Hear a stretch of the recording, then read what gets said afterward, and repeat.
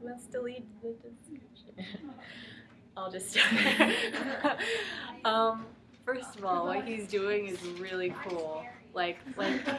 Um, like he said, he has this medical degree and he could be doing some really great stuff for his career in the United States, like getting all this prestigious stuff for his name, and yet he's in Ethiopia and doing all this really cool medical work for these kids.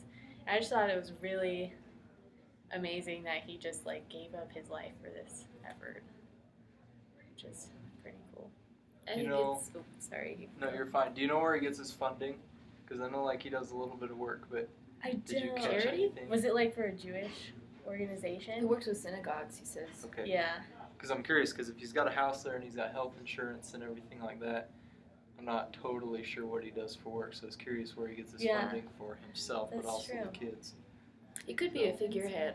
A lot of times, if they're going to make a documentary, they'll have one person there doing it, but they'll also be an organization, funding and making connections and shipping him stuff. So, yeah, he may not be a one-man show. Yeah, I was just curious. Okay, you can go now. I thought it was nice how he's, it's easy enough to, go and hand out pills and maybe do checkups, but he's also taking in not just one or two kids, but several. I mean, I think he has 10, 12 there, maybe more. Mm-hmm. And, he's providing a home and food. And, you can see that a lot of the kids, especially the younger ones, are grateful because, again, there's no child labor laws. You've got, 8-year-olds shining shoes and sleeping on the floors of video stores. And I think they can really appreciate it because, it's not a happy world out there. Well, there's a major difference compared to Ethiopia, and it's actually my country that I'm studying right now, too. Mm-hmm. So that was kind of cool to see, what's actually taking place. But we see kids who are at a video store paying 20 cents to sleep there a night. And I think if there was any kids like that in Rexburg right now, how that wouldn't happen, or how the owner of the video store would more than likely take him in or find a family who would to provide that adoption. So I think that's a unique difference, how there's so many kids who are homeless there, yet if they were to come over here or it was a similar situation, that wouldn't be the case and they wouldn't have to worry about it. But something else I thought was unique with the children is how all the children in the school would line up and they would just take orders, they'd take direction from this doctor, whatever he said went. And if we compared it to some of the kids here that are in 2nd or 3rd grade, I think a lot of them would complain or whine that they have to get a shot or they have to take medication. And even his kids in the house, the fact that they seem very obedient and they listen to him, hey, we have to count pills, and they just went ahead and did. I didn't hear anyone complain. To me, that's amazing. And I think that if we could all be more like that, or the kids, we'd have a better culture as well.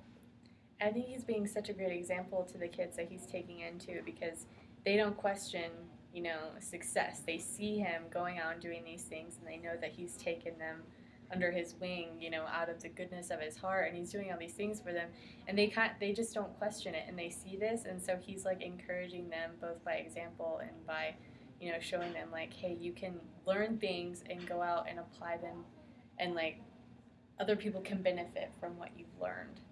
So I think that's great that he's encouraging them to get educated as well as, see that they can make a difference in their country, especially. My turn. I guess. What you two said, it's sort of a motivation thing. It's not like, the kids in America are bad because they don't want to go to the doctor, they don't want to go to school. It's because, they're growing people and they rely on a cause and effect kind of thing. And if they don't go to the doctor, they don't think their backs are going to swell up and that they're going to get tumors or cancers or nutritional deficiencies. And they don't think if they don't go to school, hey, they just stay home and watch TV. Whereas, over there, it's if you don't go to the doctor and you don't get proper nutrition, you're probably going to die at some point, or your life is going to be miserable and deformed.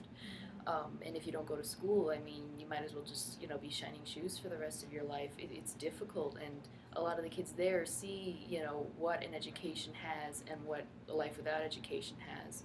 And, they're kids and they see this, and those are the rules that they know. So.